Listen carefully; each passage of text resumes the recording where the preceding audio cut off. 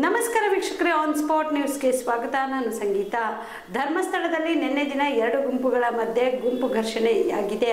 ಯಾರು ಕಾರ್ಯಕರ್ತರು, ಎರಡು ಗುಂಪಿನ ಉದ್ದೇಶ ಏನಿದೆ ಎಂಬುದರ ಕುರಿತು ತನಿಖೆ ನಡೆಸಿ ವರದಿ ನೀಡಲು ಸೂಚಿಸಿದ್ದೇನೆ ಎಂದು ಗೃಹ ಸಚಿವ ಜಿ ಪರಮೇಶ್ವರ್ ಹೇಳಿದರು. ಬೆಂಗಳೂರಿನ ಸದಾಶಿವನಗರದಲ್ಲಿ ಸುದ್ದಿಗಾರರೊಂದಿಗೆ ಮಾತನಾಡಿದ ಅವರು, ಅಲ್ಲಿನ ಜನಸಮುದಾಯ ಎಸ್ಐಟಿ ಮಾಡಲು ಒತ್ತಾಯಿಸಿದ್ರು. ಬಹಳ ಎಚ್ಚರಿಕೆಯಿಂದ ಪರಿಶೀಲನೆ ಮಾಡಿ ಎಸ್ಐಟಿ ರಚಿಸಿದ್ದೇವೆ. ಅನಾಮಿಕ ವ್ಯಕ್ತಿ ಇಲ್ಲಿ ಕೊಲೆಯಾಗಿದೆ. ನಾನೇ ಅನೇಕ ಶವಗಳನ್ನ ಹೂತಿದ್ದೆ ಎಂದು ಹೇಳಿಕೆ ನೀಡಿದ್ದ. ಆ ವ್ಯಕ್ತಿ ಮ್ಯಾಜಿಸ್ಟ್ರಿ ಮುಂದೆ 164 ಹೇಳಿಕೆ ನೀಡಿದ್ದ.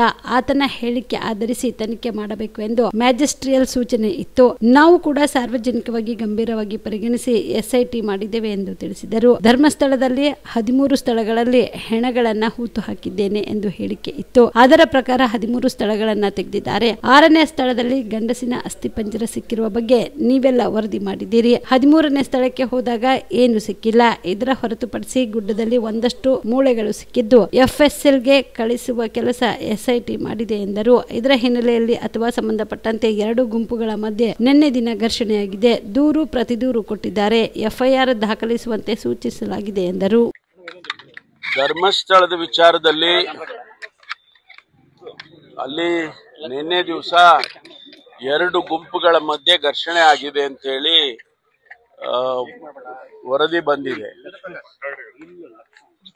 ಅದು ಯಾಕಾಗಿದೆ, ಯಾರು ಕಾರಣಕರ್ತರು ಮತ್ತು ಅವ್ರ ಉದ್ದೇಶ ಏನಿದೆ, ಎರಡು ಗುಂಪಿನ ಉದ್ದೇಶ ಏನಿದೆ ಅಂತ ಹೇಳಿ ಅದನ್ನೆಲ್ಲ ಪರಿಶೀಲನೆ ಮಾಡಿ ತನಿಖೆ ಮಾಡಿ ವರದಿ ಕೊಡಬೇಕು ಅಂತ ಹೇಳಿ ಹೇಳಿದ್ದೇನೆ. ಇದು ಒಂದು ರೀತಿಯಲ್ಲಿ ಏನೋ ಒಂದು ಸಂಘರ್ಷ ಅಲ್ಲಿ ಆಗ್ತಾ ಇದೆ ಅನ್ನುವಂಥದ್ದು ಕಾಣಿಸ್ತಾ ಇದೆ. ಏನಕ್ಕೆ ಆಗ್ತಾ ಇದೆ ಗೊತ್ತಿಲ್ಲ ನಮ್ಗೆ. ಅವರು ಅಲ್ಲಿನ ಜನಸಮುದಾಯ SIT ಮಾಡಬೇಕು ಅಂತ ಹೇಳಿ ನಮಗೆ ಒತ್ತಾಯ ಮಾಡಿದ್ರು. ನಾವು ಅದನ್ನ ಬಹಳ ಎಚ್ಚರಿಕೆಯಿಂದ ಪರಿಶೀಲನೆ ಮಾಡಿ SITಯನ್ನ ಮಾಡಿದ್ರು. ಆ ವ್ಯಕ್ತಿ ಯಾರು ಇಲ್ಲಿ ಕೊಲೆ ಆಗಿದೆ, ನಾನೇ ಅನೇಕ ಶವಗಳನ್ನ ಬರಿ ಮಾಡಿದ್ದೀನಿ ಅಂತೆಲ್ಲ ಹೇಳ್ಕೊಂಡಿದ್ದ ಆ ವ್ಯಕ್ತಿ ಜುಡಿಷಿಯರಿ ಮುಂದೆ ಅಂದ್ರೆ ಮ್ಯಾಜಿಸ್ಟ್ರೇಟರ್ ಮುಂದೆ 164 ಸ್ಟೇಟ್ಮೆಂಟ್ ಮಾಡುವಾಗ ಅವನು ಏನು ಹೇಳಿದ್ದಾನೆ ಅದನ್ನೆಲ್ಲ ತನಿಖೆ ಮಾಡಬೇಕು ಅಂತ ಹೇಳಿ ಮೆಜಿಸ್ಟ್ರೇರಿಯಲ್ ಇನ್ಸ್ಟ್ರಕ್ಷನ್ಸು ಇತ್ತು. ಮತ್ತು ನಾವು ಕೂಡ ಸಾರ್ವಜನಿಕವಾಗಿ ಇದನ್ನೆಲ್ಲ ಬಹಳ ಗಂಭೀರವಾಗಿ ಪರಿಗಣಿಸಿ SITಯನ್ನ ಮಾಡಿದವು.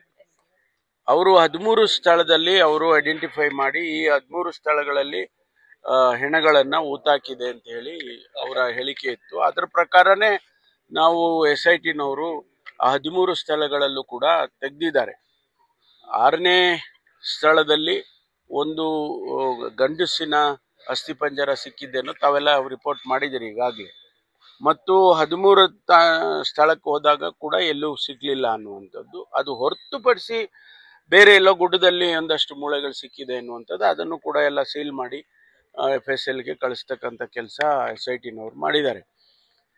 ಇದರ ಹಿನ್ನೆಲೆಯಲ್ಲಿ ಅಥವಾ ಇದಕ್ಕೆ ಸಂಬಂಧಪಟ್ಟಾಗಿ ಅಲ್ಲಿ ಎರಡು ಗುಂಪುಗಳಾಗಿ ಘರ್ಷಣೆ ನಿನ್ನೆ ದಿವಸ ಆಗಿದೆ. ಕೇಸ್ ಕೊಟ್ಟಿದ್ದಾರೆ, ಕೌಂಟರ್ ಕೇಸ್ ಕೊಟ್ಟಿದ್ದಾರೆ. ಆ ಕೇಸ್ಗಳನ್ನೆಲ್ಲ ರಿಜಿಸ್ಟರ್ ಮಾಡಿ ಅಂತ ಕೂಡ ಹೇಳಿದ್ದೇವೆ. ಅದನ್ನ ರಿಜಿಸ್ಟರ್ ಮಾಡಿಕೊಂಡು ತನಿಖೆ ಮಾಡ್ತಾರೆ.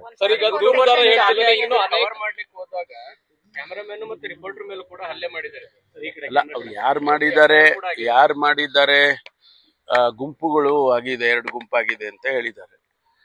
ಈ ಗುಂಪಿನವರು ಕಂಪ್ಲೇಂಟ್ ಕೊಟ್ಟಿದ್ದಾರೆ, ತಾವು ಹೇಳಿದಾಗ ಅಲ್ಲೇ ಮಾಡಿದ್ದಾರೆ ಅಂತ ಹೇಳಿ ಕಂಪ್ಲೇಂಟ್ ಕೊಟ್ಟಿದ್ದಾರೆ. ಬೇರೆಯವರು ಕಂಪ್ಲೇಂಟ್ ಕೊಡಿ, ಎರಡು ಕಂಪ್ಲೇಂಟ್ಸ್ ಅನ್ನ ತಗೊಂಡು ಈಗ ತನಿಖೆ ಮಾಡ್ತಿದ್ದಾರೆ. ತನಿಖೆ ಮಾಡಿ ಅದ್ರ ಮೇಲೆ ಯಾವ ರೀತಿ ಕ್ರಮ ತಗೋಬೇಕು, ಕೇಸಸ್ ರಿಜಿಸ್ಟರ್ ಮಾಡಬೇಕು, ಅದನ್ನೆಲ್ಲ SITನವರು ಮತ್ತು ಸ್ಥಳೀಯ ಪೊಲೀಸರು ಮಾಡ್ತಾರೆ. ಕಲಬುರಗಿಯ ಮಣ್ಣೂರು ಮಲ್ಟಿ ಸ್ಪೆಷಾಲಿಟಿ ಆಸ್ಪತ್ರೆ ಕಲ್ಯಾಣ ಕರ್ನಾಟಕ ಭಾಗದ ಪ್ರಸಿದ್ಧ ಆಸ್ಪತ್ರೆಗಳಲ್ಲಿ ಒಂದಾಗಿದೆ. ಡಾಕ್ಟರ್ ಫಾರೂಕ್ ಮಣ್ಣೂರು ಸಾರಥ್ಯದಲ್ಲಿ ಅತ್ಯಂತ ಅನುಭವಿ ವೈದ್ಯರಿಂದ ಉತ್ತಮ ಚಿಕಿತ್ಸೆ ನೀಡಲಾಗುತ್ತಿದೆ. ಮಣ್ಣೂರು ಮಲ್ಟಿ ಸ್ಪೆಷಾಲಿಟಿ ಆಸ್ಪತ್ರೆಯಲ್ಲಿ ಸಿಗುವ ಚಿಕಿತ್ಸೆಗಳು: general surgery, laparoscopy surgery, neuro surgery, orthopaedic surgery, plastic surgery, gastro surgery, aqua surgery, gynaecology surgery, general medicine, paediatric, neuro surgery, cardiology, haematology, endocrinology, ENT ಮತ್ತು ophthal, general physician, gynaecology, paediatric, family medicine, urology, nephrology, radiology, dialysis, advance ICU ಮತ್ತು advance OT setup, ಅತ್ಯಾಧುನಿಕ ಸೌಲಭ್ಯವುಳ್ಳ ಕ್ಯಾಸುಲಿಟಿ, ದಿನದ 24 ಗಂಟೆ emergency trauma centre. ಹೆಚ್ಚಿನ ಮಾಹಿತಿಗಾಗಿ ಸಂಪರ್ಕಿಸಿ ಬಾರಾ hills circle, ring ರಸ್ತೆ, ಕಲಬುರಗಿ. Phone number 9538786108.